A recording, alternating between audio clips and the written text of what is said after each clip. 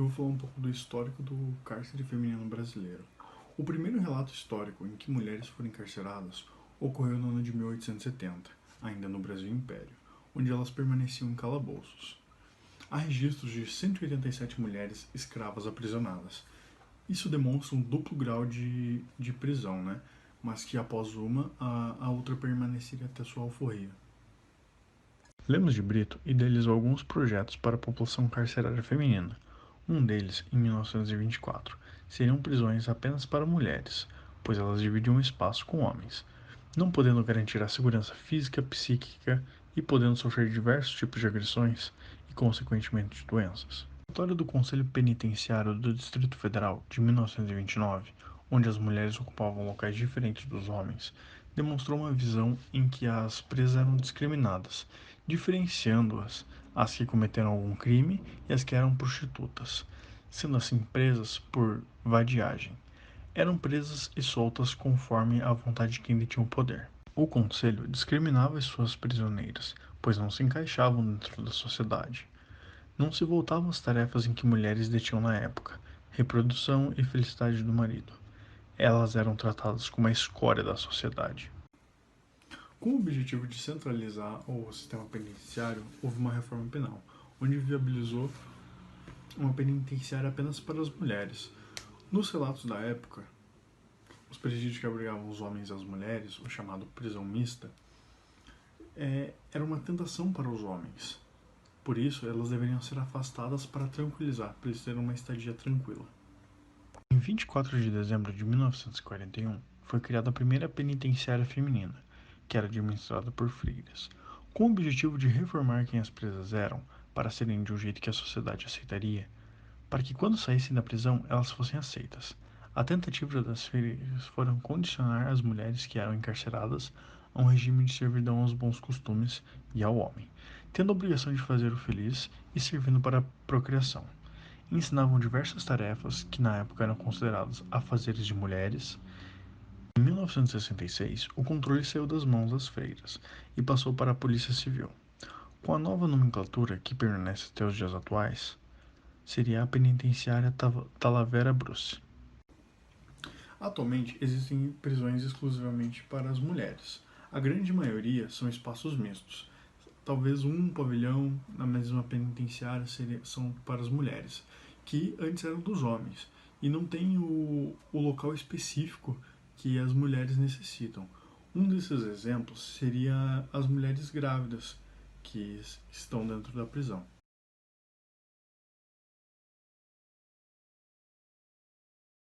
A origem do encarceramento feminino no Brasil, podemos perceber que as mulheres sempre foram tratadas como se precisassem ser domesticadas, ser transformadas em perfeitas, adequando-se ao padrão da sociedade, sendo objetificadas quando as separavam por induzir sentimentos nos homens.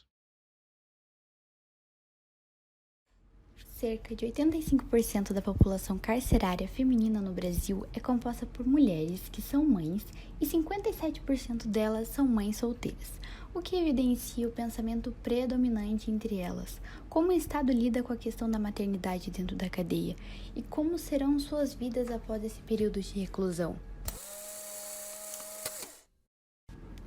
A partir dessa notícia, é possível notar a precariedade existente no tratamento com as gestantes, onde muitas, como na reportagem trazida pelo jornal, são obrigadas a amamentar seus filhos recém-nascidos em celas inóspitas e com falta de higiene básica. Ou então, por vezes, o parto ocorre dentro das próprias instalações carcerárias. O que ocorre mesmo com a legislação brasileira vigente, que garante o direito ao acompanhamento médico para a gestante no período pré-natal e no pós-parto, durante os primeiros meses de vida do bebê e a amamentação por no mínimo 6 meses após o parto. Porém, não é isso que se vê na realidade, devido à falta de estrutura, recursos e à negligência dos profissionais dessas unidades penitenciárias. Dia 23 de fevereiro eu vim presa também, não sabia que estava grávida. E desde que eu descobri, eu fiquei muito feliz, né? Porque eu sempre quis ter uma menina. E eu não sei como vai ser, né? Depois que eu ter a criança, eu sei que vai ficar com a minha mãe, mas eu queria cuidar dela, né? É minha primeira filha. Mas eu tenho 2 meninos. Tenho um de 6 anos e um de 7. Com isso, a percepção preponderante que essas mulheres têm é de que sua dignidade foi retirada. E também a incerteza de como ficará a saúde dos seus filhos, já que nasceram sem quaisquer cuidados básicos.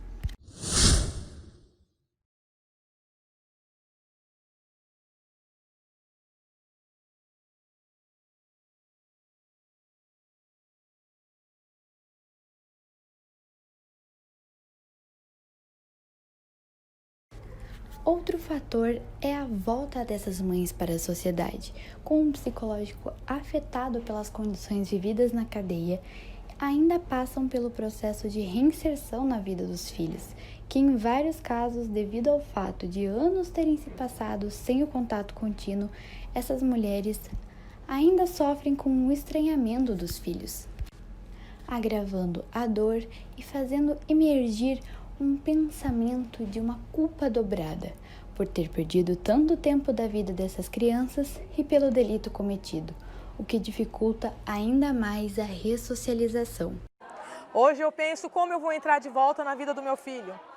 Como eu vou chegar nele e dizer, meu filho, a tua mãe é uma ex-presidiária. Ele não sabe. Ele não sabe, a realidade dele é totalmente diferente da que eu vivo hoje. O que tu disse pra ele então? Ele sabe que tu tá onde? Não, o último contato que eu tive com meu filho, ele tinha 7 anos de idade.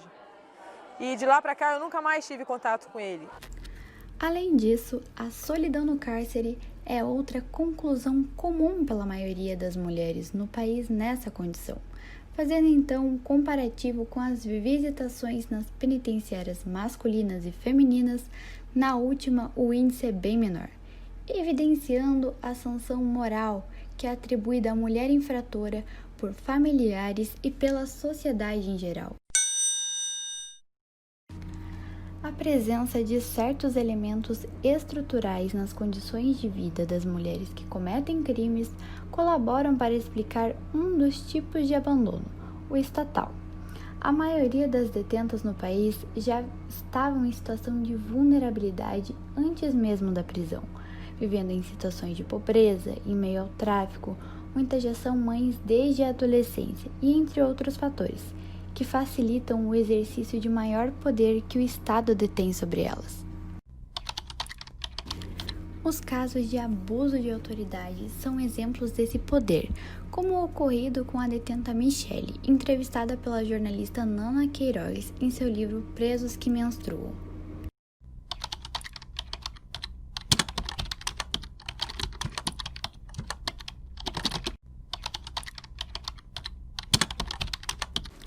Já em relação ao abandono familiar, este é fundamentado na visão de que a mulher que comete um crime vai contra os valores sociais impostos a ela, de zelar pela família, educar os filhos e ter uma conduta sempre pacífica. Ela transgrediu a lei penal, aquela que todos devem cumprir. Ela rompe também com a ordem da família.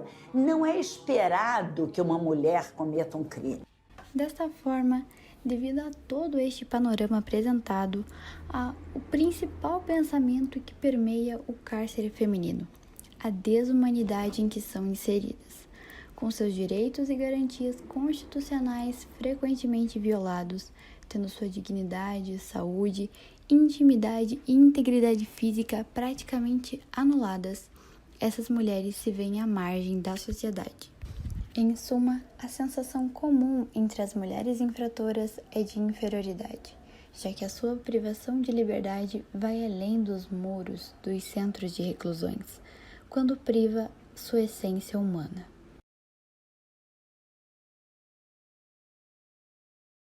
O que sentem essas mulheres que, devido às condições de vida, ficam à margem da sociedade, sendo empurradas para caminhos desumanos, indignos como crime e acabam por ser presas?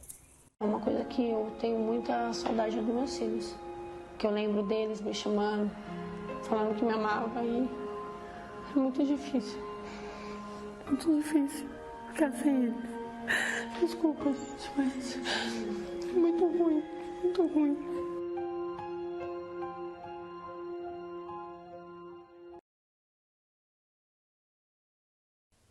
O perfil das mulheres encarceradas é o perfil da pobreza no Brasil. população jovem, de baixa escolaridade, com filhos, sem qualificação profissional, vítima do trabalho infantil, envolvimento com drogas ilícitas e que ingressou no crime muito cedo, e ainda sem possibilidade de entrar no mercado de trabalho. Por isso, muitos permanecem dias, meses e até anos desempregados, e é nessa oportunidade que muitos voltam a recorrer ao crime.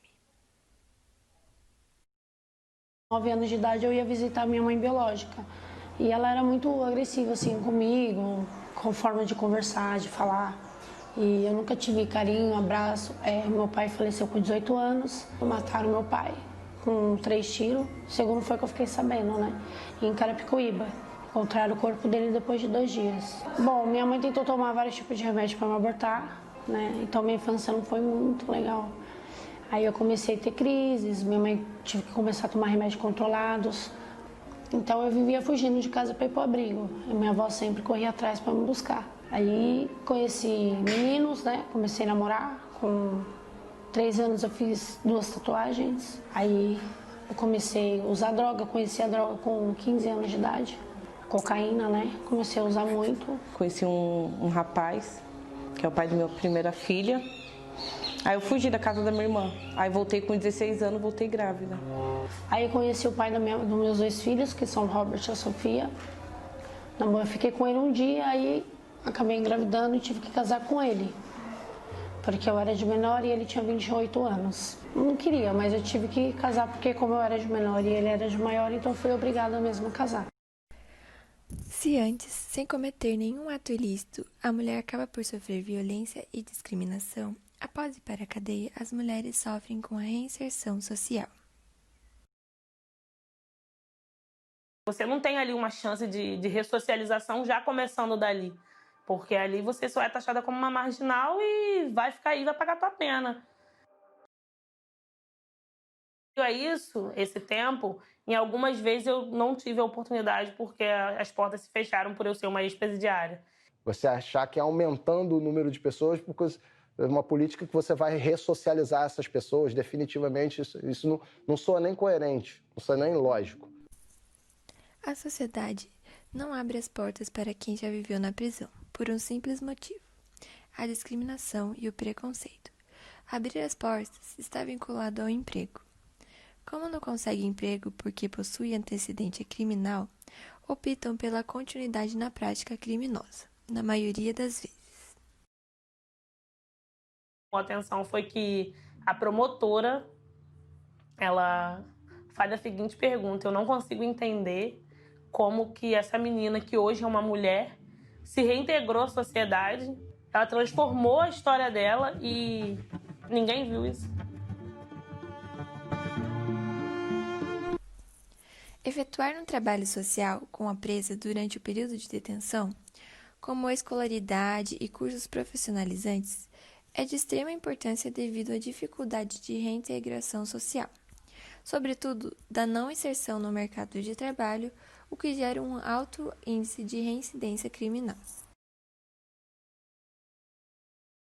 Cadê a política de ressocialização? É uma pergunta que eu me faço todos os dias e com isso eu tenho um projeto de vida que hoje o meu sonho é montar um projeto voltado à ressocialização, é montar um projeto onde as pessoas passem a acreditar nelas, sabe? É montar um projeto que ajude as pessoas a entender que a vida não acaba depois da prisão. A vida começa depois da prisão. Porque a partir do momento que a gente é preso, que a gente bate de frente com a realidade, que a gente está ali e vê, é um ponto crucial para você decidir o que você quer ser ali naquele momento.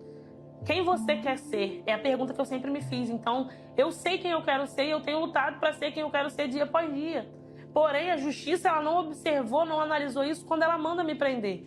Então, para mim, hoje, no nosso país, não existe uma política de ressocialização e eles acham que só encarcerando as pessoas e mantendo elas presas, eles vão resolver os problemas da sociedade. E, ao meu ver, não é bem assim.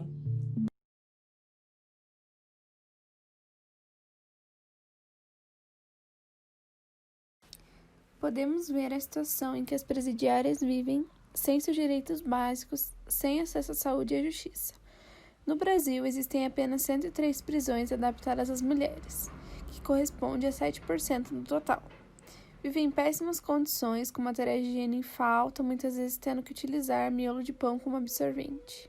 Muitas vezes o kit higiene, onde é fornecido sabonete, shampoo, não prevê um absorvente no caso das mulheres. Uniformes, quando é fornecido pelo Estado, algumas vezes eles são únicos. Então tem o mesmo formato do corpo de uma mulher, é destinado ao homem, e as mulheres usam uma peça que é masculina. Então, se a gente está pensando que a gente está custodiando pessoas para que depois elas possam se inserir novamente na sociedade, a gente, com esse tipo de cuidado, a gente não está favorecendo isso. A gente está favorecendo a humilhação, a subordinação, a falta de perspectiva dessas mulheres. As mulheres que vivem em presídios que não são destinados a elas, que convivem com homens no mesmo lugar, muitas vezes são vítimas de estupro e abusadas, pelos presos ou até mesmo pelos agentes. São utilizadas algemas nas mulheres em trabalho de parto em alguns presídios com justificativa de segurança, mesmo sendo proibido até mesmo em exames e consultas. Dessa forma, a visão predominante entre essas mulheres é de que o direito e a justiça brasileira não recaem sobre elas,